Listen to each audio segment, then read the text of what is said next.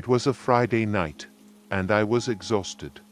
After working a double shift at the restaurant, I was ready to crash.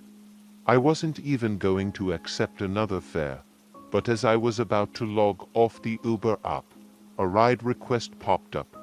It was only a few minutes away, and the destination was within the city limits, so I figured, why not?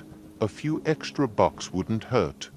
The pickup location was in a part of town I wasn't too familiar with, a mostly residential area with narrow streets lined with old houses. It wasn't sketchy, just quiet for a Friday night. As I pulled up to the address, I couldn't help but notice the lack of lights in any of the nearby homes. No porch lights, no windows glowing with TVs flickering inside. It was as if the whole street was asleep. The app said my passenger's name was Jacob, and he had a 4.9 star rating, so I didn't think much of it. I tapped arrived and waited. A few minutes passed, but no one came out. I sighed, glancing at the clock on my dashboard. It was just past midnight. I gave it another minute before I tapped contact on the app and called the number. "Hey, this is your Uber driver," I said when the line picked up. "I'm outside at the address you put in, just wondering if you're still coming."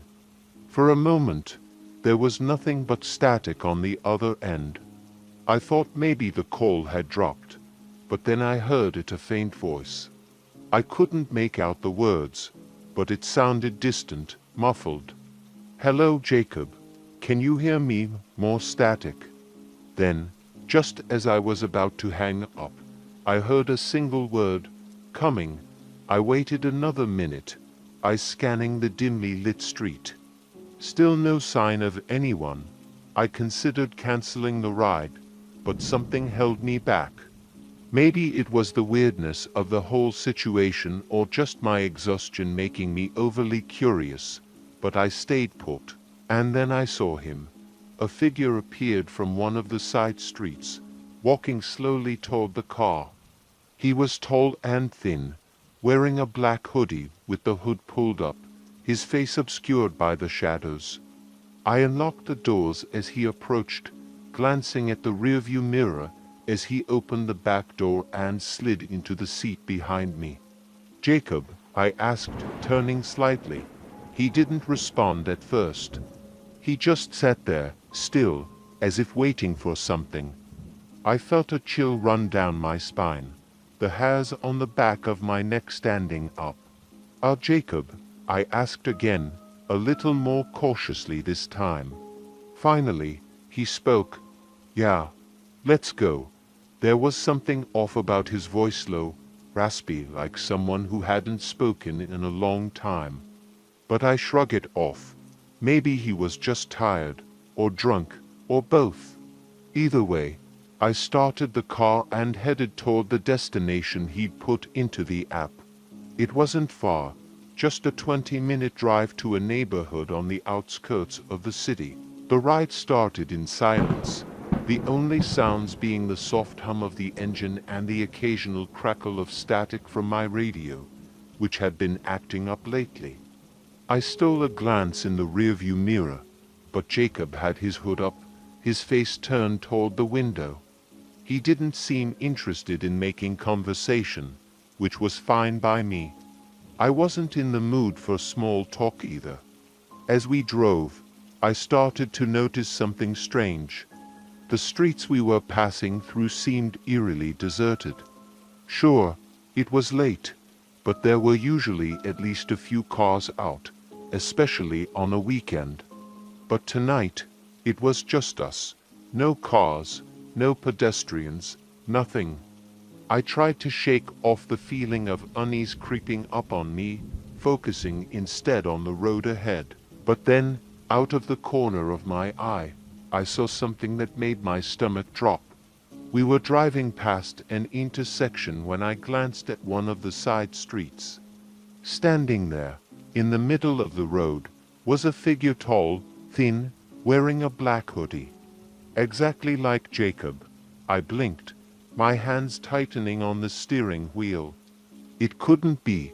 Jacob was in the car, sitting right behind me. But when I glanced in the rearview mirror, he was still there, silent, staring out the window. My heart pounded in my chest, and I quickly turned my eyes back to the road. I must have imagined it. That was the only explanation. I was tired. My eyes were playing tricks on me. That had to be it. But a few minutes later, it happened again. Another figure, standing at the corner of a street we passed, tall and thin, dressed in a black hoodie. This time, I couldn't ignore it. I glanced in the rearview mirror again, but Jacob was still there, as still as a statue. "Everything okay?" I asked, my voice shaky. Jacob didn't respond. I swallowed hard, trying to keep my focus on the road. But the feeling of dread was becoming impossible to ignore. Something was wrong, very wrong. We were getting closer to the destination now, a few minutes away, but I was seriously considering pulling over and ending the ride. I didn't care about the rating or the money at this point. I just wanted this night to be over. And then, as we turned onto a narrow, deserted street, Jacob finally spoke. "You've seen them, haven't you?" His voice sent a shiver down my spine. It was low, almost a whisper, but it cut through the silence like a knife. "Seen who?" I stammered. "The others," he said, his voice calm, almost conversational. "They're watching." I felt a cold sweat break out on my forehead. My hands were shaking, and I could barely keep my eyes on the road. I glanced in the rearview mirror again, but Jacob's face was still obscured by the hood. "I don't know what you're talking about," I said, trying to keep my voice steady. Jacob didn't respond, but I could feel his eyes on me, even though I couldn't see his face. The air in the car felt heavy, suffocating, and the silence was unbearable. We were just a block away from the destination now. I couldn't wait to drop him off and get the hell out of there. But as we approached the address, my stomach sank. The destination was a dead end.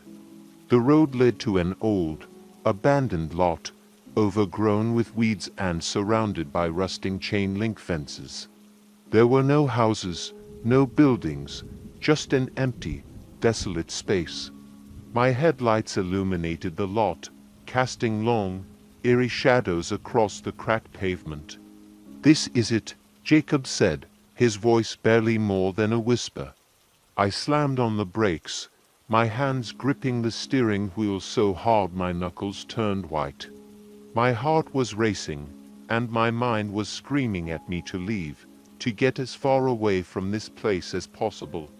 But before I could say anything, Jacob leaned forward, close enough that I could feel his breath on the back of my neck. "They're here," he whispered. I turned around, my breath catching in my throat. Jacob was no longer in his seat. The back of the car was empty. I froze, my mind reeling. He had been there just a second ago. I had heard him speak, felt his presence. But now, there was nothing. No sign that anyone had been in the car at all. I whipped my head around, scanning the lot, my eyes wide with terror. And that's when I saw them. Dozens of figures, tall and thin, all dressed in black hoodies, standing in the shadows at the edge of the lot. They were motionless, their faces hidden, but I could feel their eyes on me, watching, waiting. Panic surged through me. I slammed the car into reverse and hit the gas, my tires screeching as I sped backward down the narrow street. I didn't stop until I was miles away, my heart still pounding in my chest. I never saw Jacob again. I reported the incident to Uber, but they said the ride had never been completed. According to their records, no one had ever gotten into my car that night. I've tried to put it behind me, to tell myself it was just a bad dream, a hallucination brought on by exhaustion. But sometimes, late at night, when I'm driving through the city, I'll catch a glimpse of a tall, thin figure in a black hoodie standing at the corner of a street. And I know they're still watching.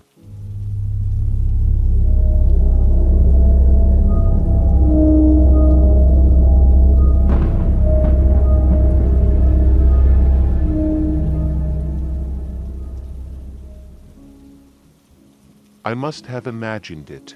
That was the only explanation. I was tired.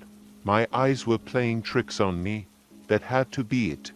But a few minutes later, it happened again. Another figure, standing at the corner of a street we passed, tall and thin, dressed in a black hoodie. This time, I couldn't ignore it. I glanced in the rearview mirror again, but Jacob was still there, as still as a statue. "Everything okay?" I asked, my voice shaky. Jacob didn't respond. I swallowed hard, trying to keep my focus on the road. But the feeling of dread was becoming impossible to ignore. Something was wrong, very wrong. We were getting closer to the destination now, a few minutes away, but I was seriously considering pulling over and ending the ride. I didn't care about the rating or the money at this point. I just wanted this night to be over. And then, as we turned onto a narrow, deserted street, Jacob finally spoke. "You've seen them, haven't you?" His voice sent a shiver down my spine. It was low, almost a whisper, but it cut through the silence like a knife. "Seen who?" I stammered. "The others," he said, his voice calm, almost conversational. "They're watching."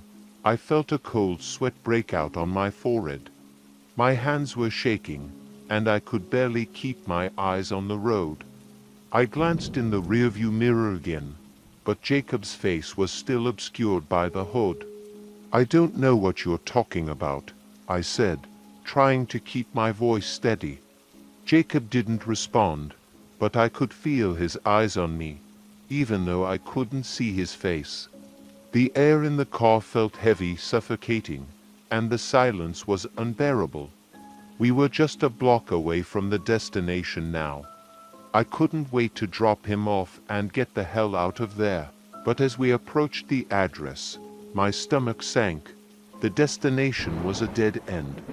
The road led to an old, abandoned lot, overgrown with weeds and surrounded by rusting chain-link fences. There were no houses, no buildings, just an empty, desolate space. My headlights illuminated the lot, casting long, eerie shadows across the cracked pavement. "This is it," Jacob said, his voice barely more than a whisper. I slammed on the brakes, my hands gripping the steering wheel so hard my knuckles turned white. My heart was racing, and my mind was screaming at me to leave, to get as far away from this place as possible. But before I could say anything, Jacob leaned forward, close enough that I could feel his breath on the back of my neck. "They're here," he whispered.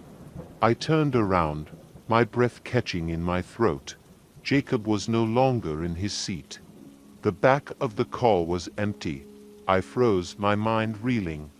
He had been there just a second ago. I had heard him speak, felt his presence, but now there was nothing. No sign that anyone had been in the car at all. I whipped my head around, scanning the lot, my eyes wide with terror, and that's when I saw them. Dozens of figures, tall and thin, all dressed in black hoodies, standing in the shadows at the edge of the lot.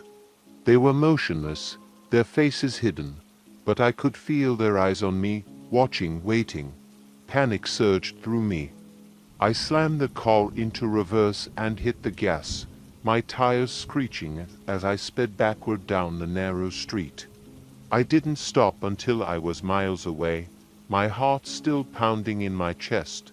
I never saw Jacob again. I reported the incident to Uber, but they said the ride had never been completed. According to their records, no one had ever gotten into my car that night. I've tried to put it behind me, to tell myself it was just a bad dream, a hallucination brought on by exhaustion.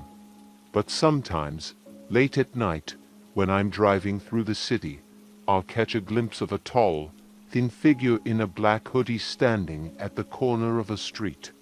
And I know they're still watching. My gut twisted. The old theater had been shut down for over a decade, and it was nothing more than a crumbling building now. There was no reason anyone would want to go there, especially at this time of night. But I didn't question it. Maybe they were some kind of urban explorer, or maybe they just liked weird, abandoned places. People did strange things sometimes. "All right," I said, pulling up the destination on my GPS. "Let's go." As we drove, the passenger remained completely silent. I kept glancing at them in the rearview mirror, but they didn't move or say anything. They just sat there, staring straight ahead. I tried to shake off the creeping feeling of unease, focusing on the road instead. The route to the theater took us through some winding back streets, the kind that didn't get much traffic even during the day. At night, they were almost completely deserted. The streetlights were few and far between, leaving long stretches of darkness in between the pools of yellow light. About halfway there, I noticed something strange. Every time we passed under a streetlight, the passenger's reflection in the rearview mirror would momentarily disappear. At first, I thought it was just a trick of the light, but the more it happened, the more unnerving it became. I kept my eyes on the road, trying not to think about it, but my heart was racing in my chest. We were getting close to the theater now. The road ahead was pitch black, and the crumbling building loomed in the distance, its once grand facade now covered in graffiti and vines. I pulled up to the curb and parked the car, the theater's dark entrance just a few yards away. "We're here," I said, turning slightly to look at the passenger. The back seat was empty. I froze, my breath catching in my throat. The passenger, who had been sitting there just moments ago, was gone. The door hadn't opened, and I hadn't heard any movement. They had simply vanished. Panic surged through me. I twisted around in my seat, my eyes scanning the back of the car. There was no sign of them, no sign that anyone had ever been there. My hands were shaking, and my mind raced, trying to make sense of what had just happened. I looked out the window toward the theater.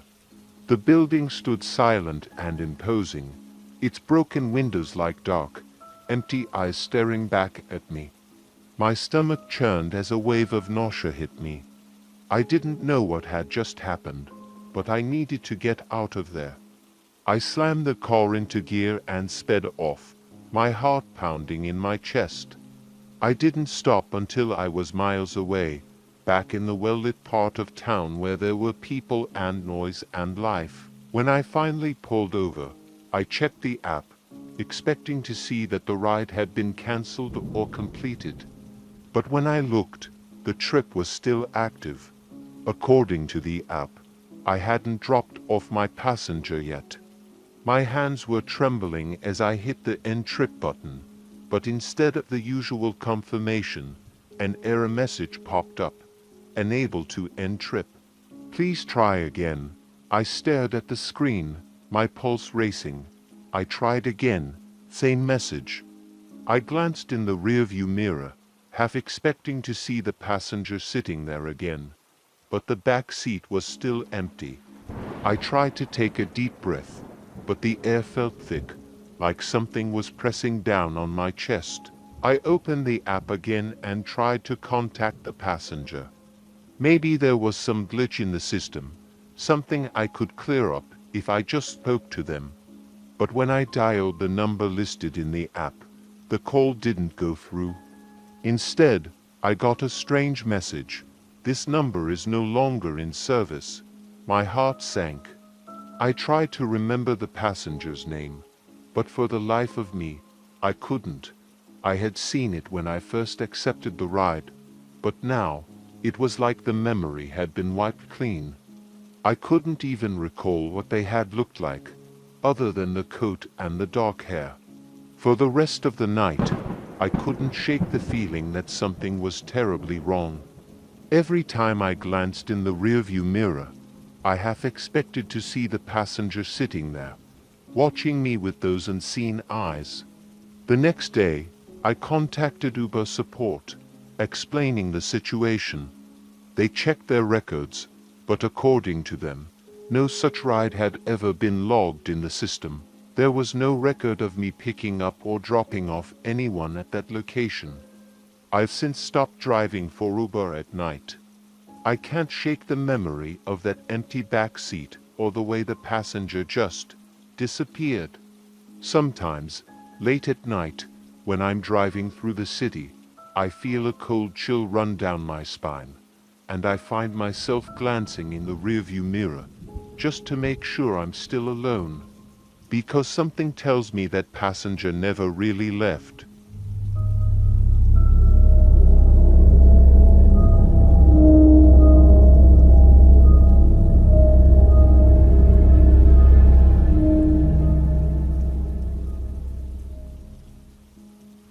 It was a chilly autumn night, and the wind whistled through the cracks in my car windows as I drove through the dimly lit streets of my town. The roads were deserted, save for a few late-night stragglers making their way home after a long day. It was the kind of night that made you want to curl up in bed, but I was out here driving, trying to make ends meet. Uber driving wasn't glamorous, but it helped pay the bills. I had already dropped off a couple of passengers and was debating whether to head home or do one last ride for the night. My back ached from sitting in the driver's seat for hours, and my eyes were beginning to feel heavy, but as I glanced at my phone, a new ride request popped up, and instinctively, I accepted it. The pickup location was only a few minutes away, on the outskirts of town near the highway. Not many people lived out there, and those who did were mostly tucked away in large, isolated houses or farms. As I made my way toward the location, I couldn't shake a sense of unease that had settled in my chest. Maybe it was the late hour, or maybe it was the fact that I rarely got ride requests from this part of town. I pulled up to the address on the app, a narrow, gravel driveway leading into the darkness. There were no streetlights, no sign of a house, just a long stretch of road disappearing into the trees. I hesitated for a moment, wondering if I should drive further in, but the app confirmed I had arrived. I glanced around, expecting to see someone waiting by the side of the road, but there was no one. I tapped the arrived button on the app and waited. A few seconds passed, and I considered calling the passenger. Maybe they were inside or hadn't noticed I was there. Just as I reached for my phone, I saw movement in the distance. A figure was walking toward the car from the direction of the driveway, slowly making their way through the shadows. The person was tall, wearing a long coat that flapped in the wind, and a wide-brimmed hat that cast their face in shadow. There was something off about their gait, something too deliberate, too controlled. My instincts were screaming at me that something wasn't right, but I was already there, and I couldn't just drive off without reason.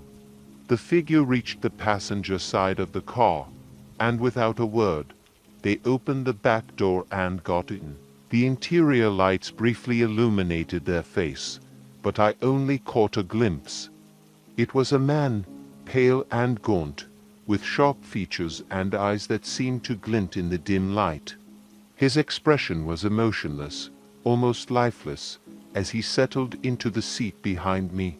"Good evening," I said, trying to sound cheerful, though the unease in my voice was evident. The man didn't respond. Instead, he simply stared out the window, his face half hidden in the shadows. I cleared my throat and looked back at my phone, checking the destination. To my surprise, there wasn't one listed.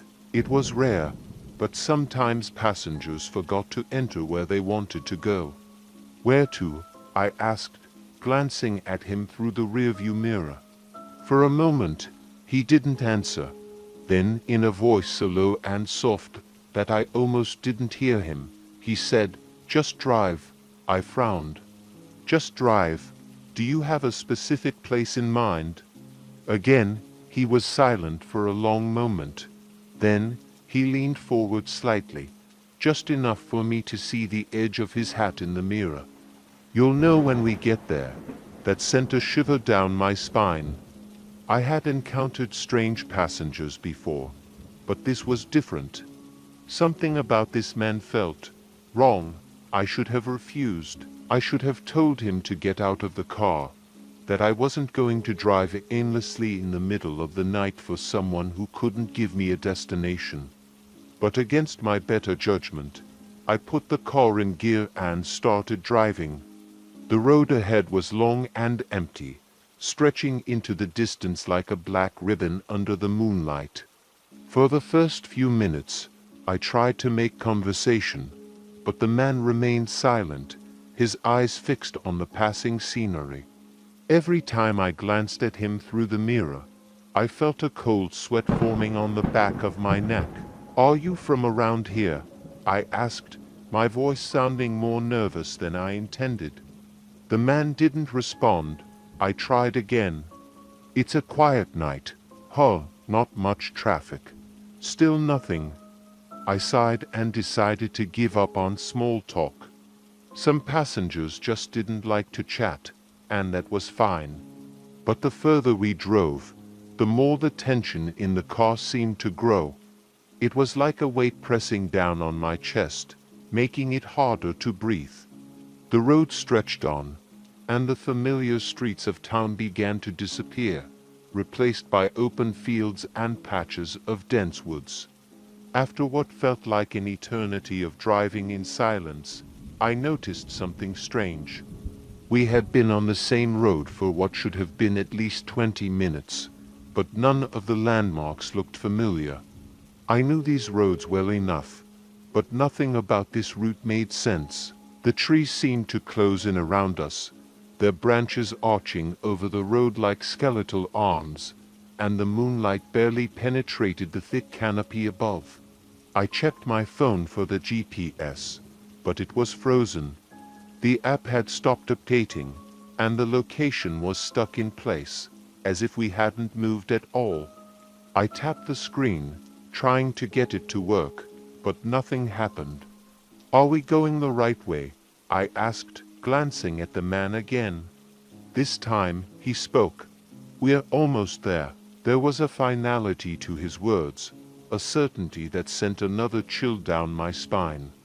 I didn't know where there was, but I had a sinking feeling that I didn't want to find out. The road narrowed further, the trees growing thicker on either side until we were driving through what felt like a tunnel of darkness. The headlights barely cut through the gloom, and I had to slow down to avoid hitting any stray branches that jutted out onto the road. Just as I was about to stop the car and demand the man tell me where we were going, the road opened up into a clearing. It was an old, overgrown parking lot, cracked and broken from years of neglect. At the far end of the lot stood a building, long abandoned and covered in ivy. The windows were boarded up, and the roof sagged in places, giving it a decrepit, haunted appearance. "We're here," the man said softly. I looked at him in the rearview mirror, my heart pounding in my chest. "What is this place?" He didn't answer. Instead, he opened the door and stepped out of the car, his movements slow and deliberate, as if he were taking his time.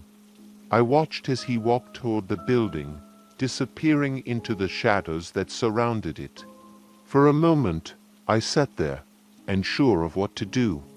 Part of me wanted to drive away, to leave this place and never look back. But another part of me was curious. compelled to see what this man was doing here, in the middle of the night, at an abandoned building in the middle of nowhere. Against my better judgment, I got out of the car and followed him. The air was cold, and the wind howled through the trees, making the whole place feel even more desolate. As I approached the building, I saw that the front door was slightly ajar, creaking as it swayed in the wind. The man had disappeared inside, and I hesitated for a moment before stepping through the door. Inside, the building was even more decrepit than I had imagined. The floor was covered in dust and debris, and the walls were cracked and peeling. I could barely see anything in the dim light, but I could hear the sound of footsteps echoing through the halls. I followed the sound, my heart pounding in my ears. The footsteps led me to a large room at the back of the building. The ceiling had partially collapsed, allowing moonlight to filter through the cracks, casting eerie shadows on the walls. In the center of the room stood the man, his back to me as he stared at something on the ground. I stepped closer, my breath catching in my throat as I saw what he was looking at. On the floor, partially buried under debris, was a large, weathered gravestone. The inscription was barely legible, but I could make out a name and a date. It was an old grave, long forgotten and neglected. The man knelt down beside the grave, his hand gently brushing away the dirt and debris that covered it. For a moment, he was still, as if lost in thought. Then, without warning, he turned to look at me, his eyes gleaming in the moonlight. "This is where it ends," he said, his voice barely above a whisper. I didn't understand what he meant, but before I could react, the man stood up and walked toward me.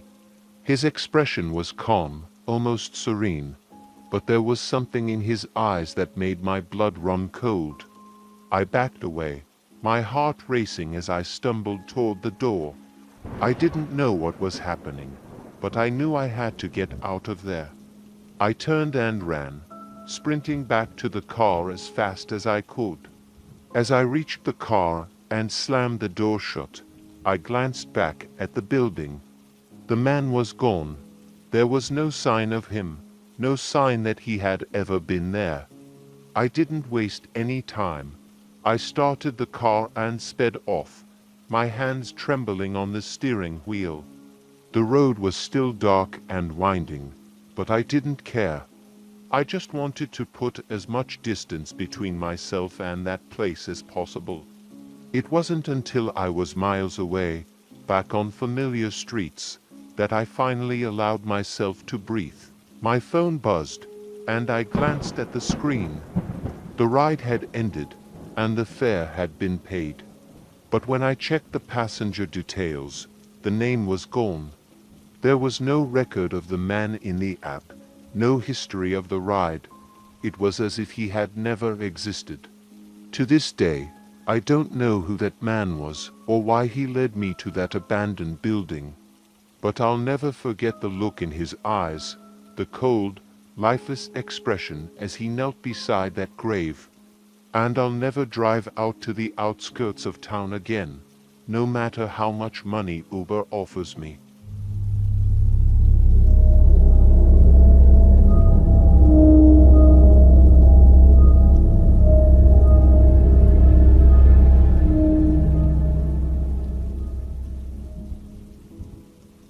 It was one of those nights where the city seemed to hum with an undercurrent of unease. I'd been driving for hours, the monotonous routine of Uber rides blending together, and I was just about ready to call it quits. My phone was in its holder, waiting for one last ride before I could head home. The clock ticked past midnight, and the streets had quieted down, save for the occasional drunk stumbling out of a bar or a late-night commuter rushing home. I wasn't expecting much more than a quick ride, but the notification that pinged my phone made me pause. A new ride request popped up. The pickup was in a part of town I usually avoided, the industrial zone near the city's edge. a place with dilapidated warehouses and factories long abandoned. But it was late, and I figured it'd be an easy fare to finish off the night. The address was a good 10 minutes away, and as I made my way there, the streets gradually emptied out. The flickering streetlights cast long, eerie shadows, and I couldn't shake the growing sense of dread settling in my gut. Something about this ride felt off, but I brushed it aside. Maybe I was just tired, my nerves getting the best of me. I pulled up in front of a large, old warehouse. It looked like it hadn't been in use for years. The windows were boarded up, and the walls were covered in graffiti, but the app confirmed that this was the pickup location. I glanced around, expecting to see someone waiting by the entrance, but there was no one. I checked the ride details on my phone. The name was David, a pretty common name, and the profile picture was just a gray silhouette, nothing to set off any alarms. Still, something didn't sit right with me. I tapped the arrived button and waited. Minutes passed, and the hairs on the back of my neck stood up. The quiet around me felt oppressive, like the world was holding its breath. I was about to cancel the ride and leave when a figure emerged from the shadows. A man, tall and thin, walked slowly toward the car. His face was obscured by the hood of his jacket, and his gait was uneven, almost like he was limping. I watched him approach, feeling my stomach tighten. There was something off about the way he moved, like he wasn't quite in control of his own body. Still, I'd already committed to the ride, and I wasn't about to cancel now. The man opened the passenger door and slid into the back seat without saying a word. I glanced at him through the rearview mirror, trying to get a better look at his face, but his hood was pulled too low to see anything clearly. "Good evening," I said, hoping to break the tension. He didn't respond. His silence hung heavy in the air, and I cleared my throat awkwardly. "Where are you headed?" For a long moment, he said nothing. I was about to repeat the question when his voice, low and raspy, finally broke the silence. "Just drive," he said. "I'll tell you when to stop." That was the first red flag. Uber passengers always had a destination in mind, or at least an address to input into the app, but this guy wasn't offering anything specific, and the way he spoke, it didn't sit right with me. I hesitated, my hand hovering over the gear shift, wondering if I should just tell him I couldn't do the ride and call it a night. But something kept me from refusing. Maybe it was curiosity, maybe it was stupidity, or maybe it was the fact that his voice had an edge of something I couldn't quite place. Fear, desperation, reluctantly, I put the car in drive and pulled away from the warehouse, the empty streets stretching out in front of us like an endless labyrinth. The man in the back seat was completely silent, and the tension grew thicker with every passing minute. As we drove, the city around us began to change. The tall buildings and lit-up streets slowly gave way to darker, more desolate areas.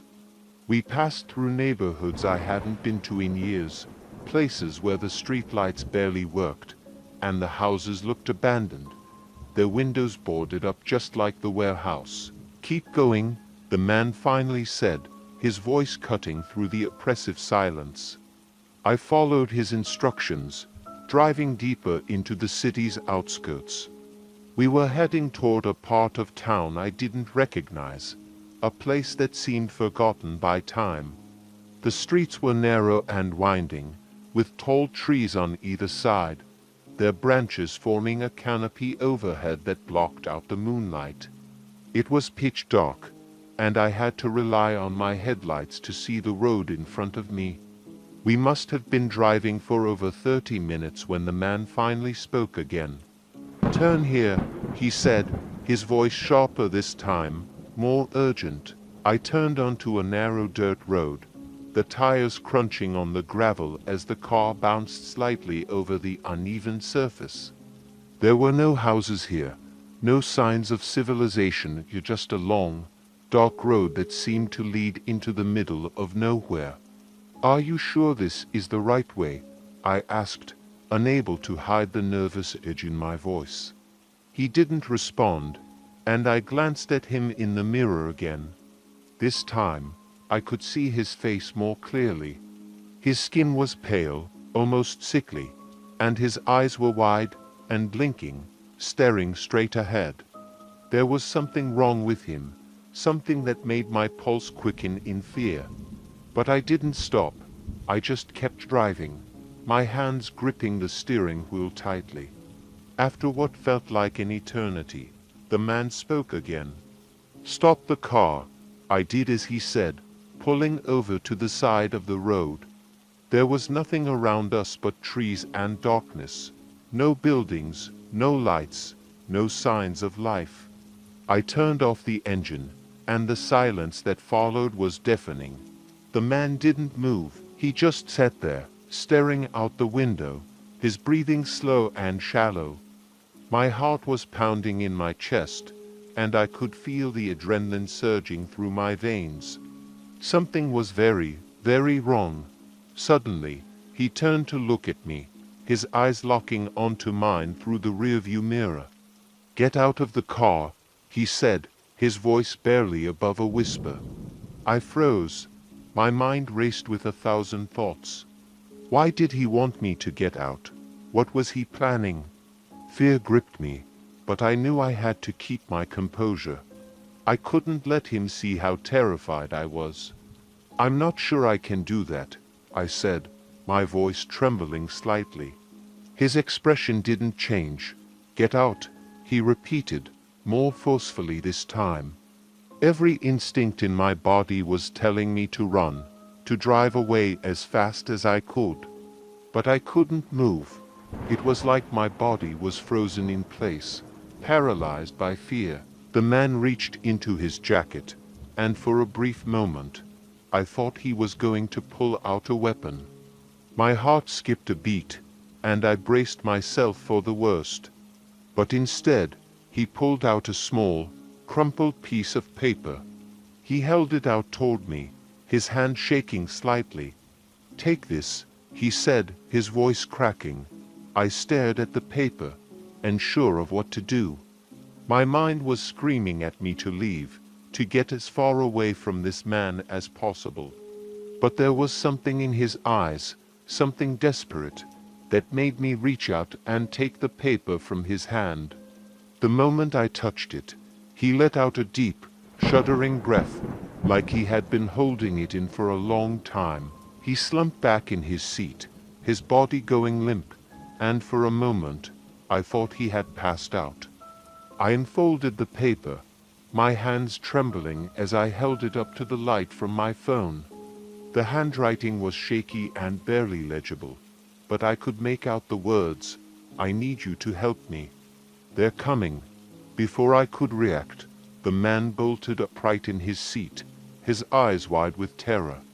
"They're here," he whispered, his voice trembling with fear. I turned around in my seat, my heart racing. The road behind us was empty, but I could feel it to a presence, something watching us from the darkness. The air around us felt heavy, suffocating, and a cold chill ran down my spine. "What do you mean? Who's coming?"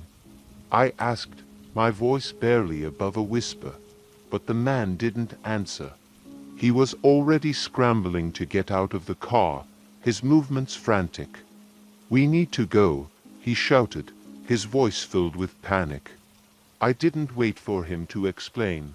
I slammed my foot on the gas and sped down the dirt road, the tires kicking up gravel as the car lurched forward. The man was panting heavily in the back seat, his eyes darting around as if expecting something to leap out from the shadows at any moment. I drove as fast as I could, the trees blurring past us, but no matter how far we went, I couldn't shake the feeling that something was following us. I glanced in the rearview mirror, half expecting to see headlights or some shadowy figure chasing after us, but there was nothing. After what felt like an eternity, the road finally opened up, and we emerged from the forest onto a main highway. The city lights were visible in the distance, and the tension in my chest began to ease. But the man in the back seat was still shaking, his eyes wide with fear. "Are you okay?" I asked, my voice steady despite the adrenaline still coursing through my veins. He didn't respond at first, just stared out the window as if in a daze. Finally, he nodded, his voice barely audible. "Thank you for helping me." I wanted to ask him more, who was after him, what had happened, but I could tell he wasn't in any state to talk. Instead, I drove in silence, the city lights growing brighter as we approached civilization once more. I dropped him off at a gas station just outside the city, where he quickly disappeared into the night without another word. I sat there for a long moment, my hands still gripping the steering wheel, trying to make sense of what had just happened. When I finally opened the app to end the ride, I noticed something strange. There was no record of the trip, no fare, no name, nothing. It was as if the man had never existed. To this day, I don't know who he was or what he was running from. But I'll never forget the look of terror in his eyes, the desperation in his voice. And I'll never take a ride from the outskirts of town again.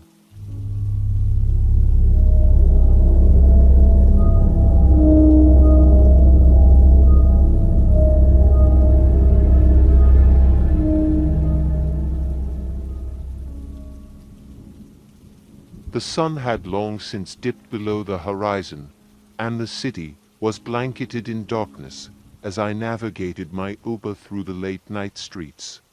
I had just dropped off a group of college kids at a party, and as I glanced at the clock, I realized it was already past midnight.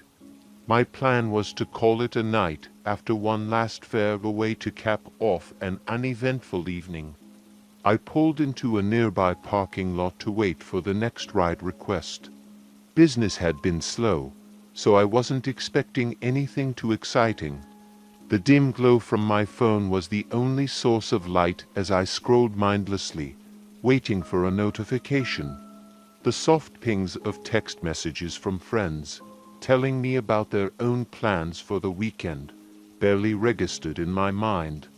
Then, the Uber app buzzed. A new ride request popped up. I glanced at the screen and hesitated for a second. The pickup location was listed as a remote part of town, far out on the outskirts, a place I rarely went, especially this late at night. The address seemed odd, a random spot on a highway with no residential areas nearby, but I figured it was probably someone stranded after a night out. Against my better judgment, I accepted the ride. It was late, and I told myself it would be a quick trip. As I punched the coordinates into my GPS and started driving, a nagging feeling settled in the pit of my stomach. The streets grew quieter as I drove further from the city.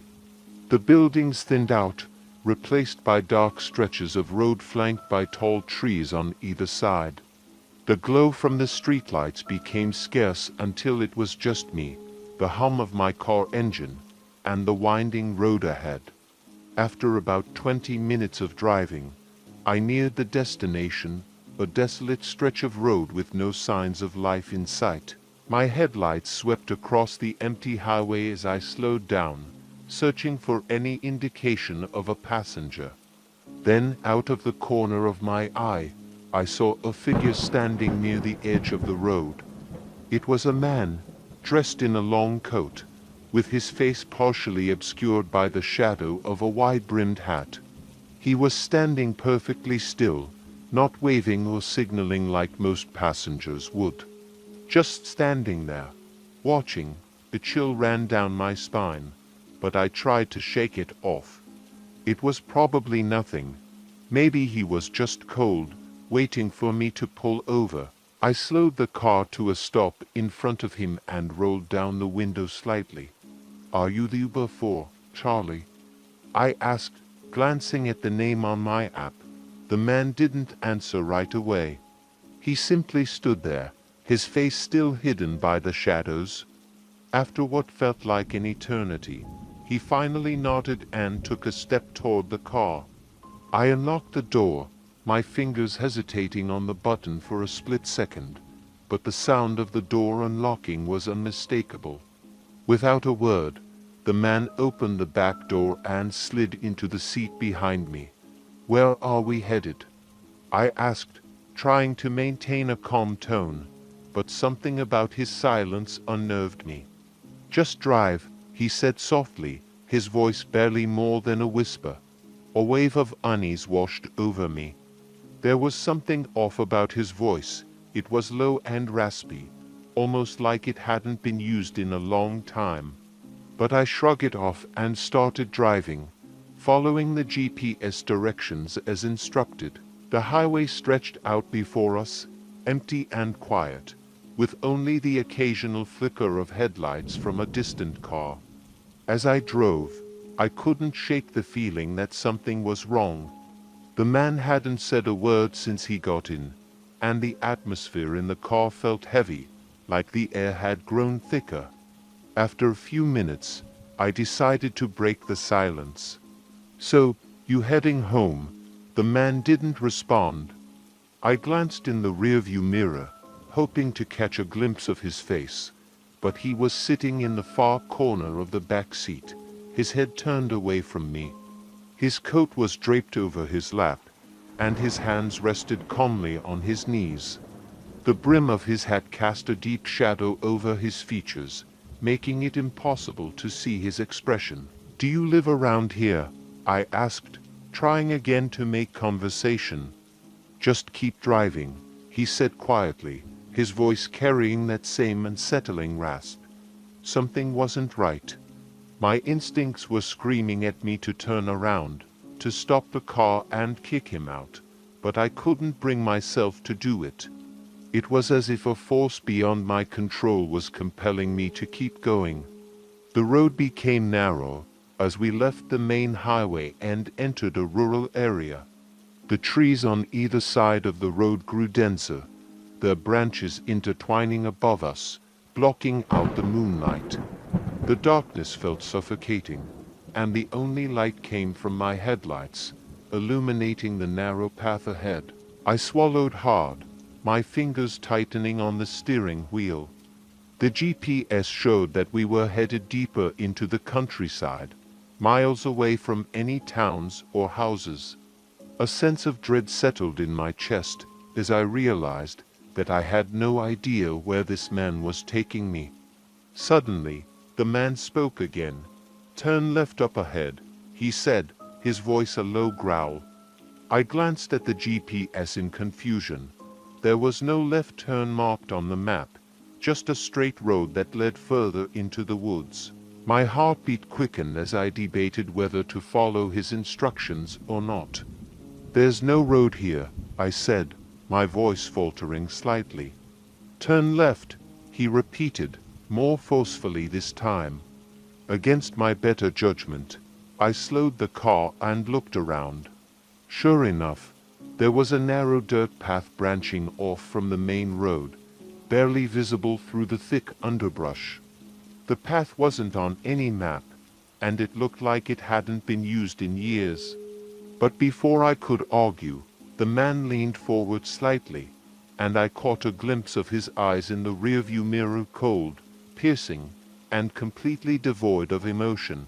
My breath caught in my throat, and I knew I had no choice. I turned onto the dirt path. The car jolted as we made our way down the uneven road, the trees closing in around us like a tunnel. The farther we went, the more the sense of dread grew.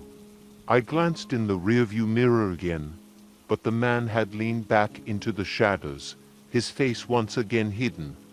My pulse raced as I gripped the steering wheel tightly, trying to keep my focus on the road ahead. But something was wrong.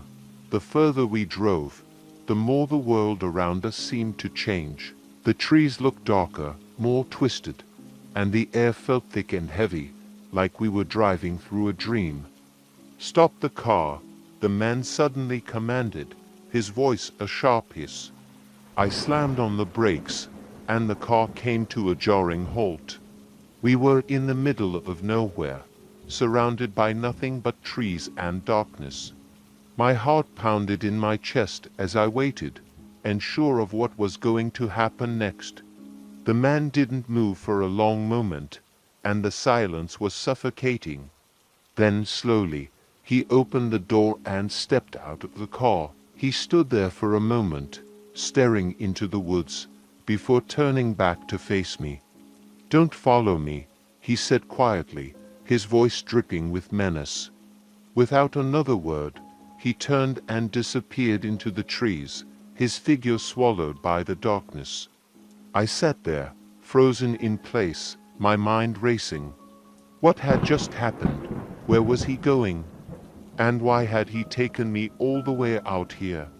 My first instinct was to drive away, to get as far from this place as possible. But curiosity got the better of me. I opened the car door and stepped out, glancing around nervously. The air was cold, and the only sound was the rustling of leaves in the wind. I took a few hesitant steps toward the tree line, my heart hammering in my chest. But as soon as I crossed the threshold of the trees, a sudden, overwhelming sense of dread washed over me. It was as if the very air had changed, growing colder and more oppressive. I stopped in my tracks, every instinct in my body screaming at me to turn back. Then, I heard a low, guttural growl, coming from somewhere deep in the woods. My blood ran cold as the sound grew louder, more menacing. It wasn't human.